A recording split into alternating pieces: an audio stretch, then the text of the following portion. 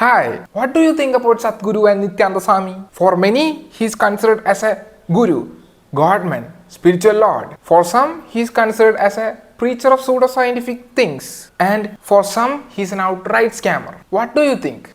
Which category do you put them in? Let me tell you, you can't call someone scammer just because they give some advice or suggestion. For example, if your friend comes to your home and say to do something, or your friend give you an advice or suggestion, you do that and you lost lots of money and you didn't benefit out of his suggestion. Whose fault is that? You have to understand, your friend is just giving an advice or suggestion, anything, a lesson or whatnot, and you are doing it by his voice and you lost money. You can't do anything about it because he can say whatever he wants. It's up to you not to believe in him or research him very well, to trust him. It's up to you. So you are losing money, it's your fault. So whenever you believe in Sadhguru or Nithyandhaswami, it's not their fault, it's your fault. And you have to understand there is no legal binding agreement between you and them. There's nothing. You are just believing in them. There is only a consensus based on some voice, based on some superficial agreement. That's not legal agreement. You are just believing in them based on a consensus, based on trust, only trust. You are not relying on the legal framework, you are just believing in them blindly. And you are saying they are scam because you invested some amount of money and you lost everything. And you are saying they are a scammer. They didn't say to you specifically to invest. They said, oh, it's awesome. They said, this is a super spiritual lesson. Or they might not even say that, they just speak. And they just give you some things that they think they know about, and you blindly follow them. It's not their fault, your fault. And you have to understand, these two people are salesmen, and let it be oil salesman or salesman, it's their right to sell their product or services. So they are doing it really well. You have to look at their market.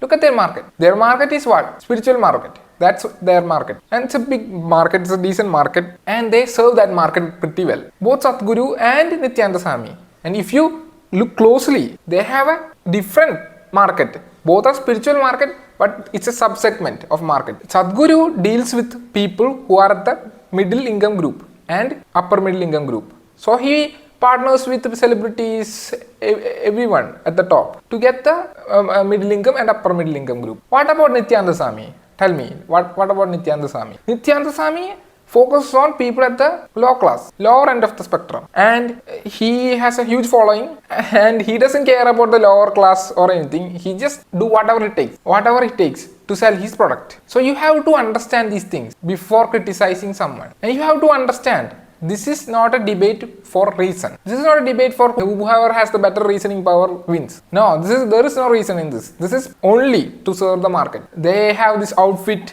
they have this clothing, they have this posture, this tone, everything is fit for the market. And they are like that only. And they are soothing voice. Let's look at Sadhguru. Let's look at his clips, videos. Just look at them. There's a pattern. Look at their clothing. And Sadhguru has this beard. And look at their ambience. They are calm. Their atmosphere is calm.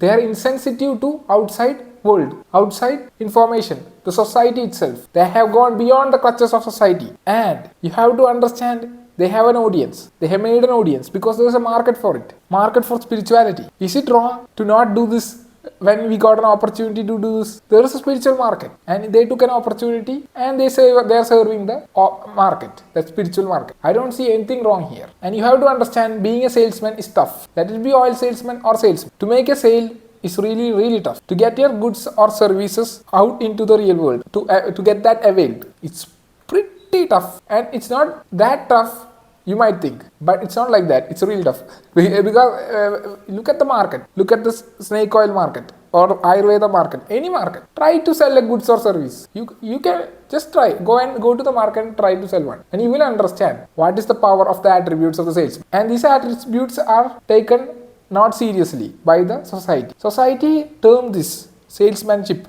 as a derogative term. I don't see why, because for any business to succeed, they should have a great salesman. So Nithyandhaswami and Sadhguru are doing great job. And I am a huge fan of Nithyandhaswami. Look at these clips. Actually, I decided not to die in their hands, my traitor's hands, just to tell them that hey, I am more intelligent strategist than you fellows. Just to tease them. Just to do this.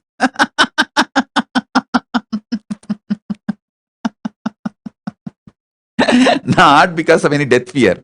Just want to do this.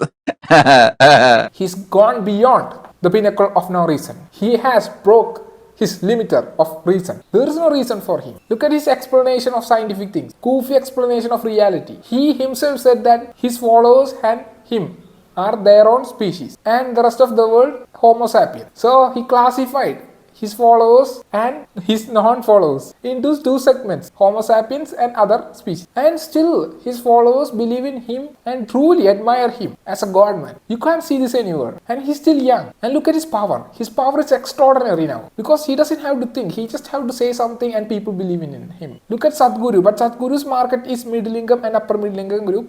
He partners with celebrities and all. But there is a issue because he is limited by reason. He is bound by reason, but he adds vague terms and he will add vagueness to his statements just to make it beautiful, spiritual. So he will get that market, middle income, upper middle income.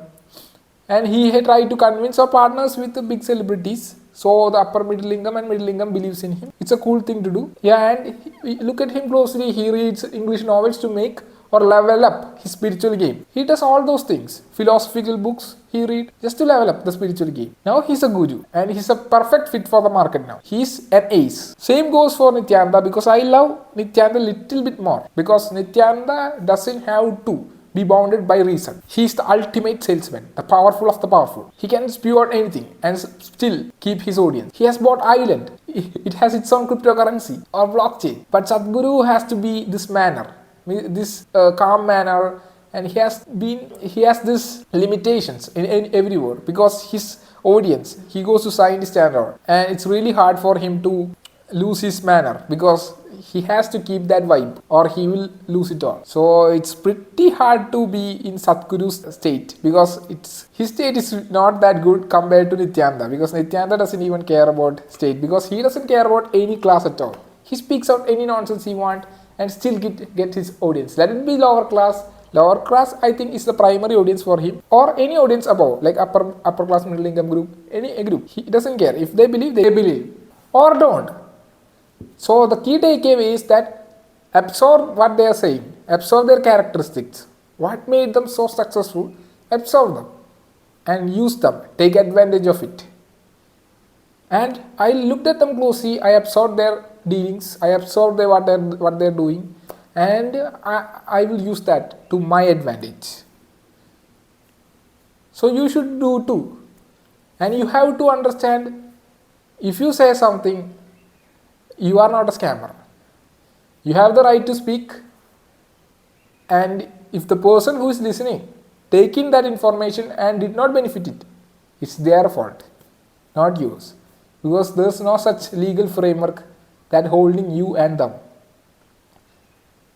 That's it for today. And if you don't like this video, don't see it. You don't have to see it. Because you are not getting anything out of it.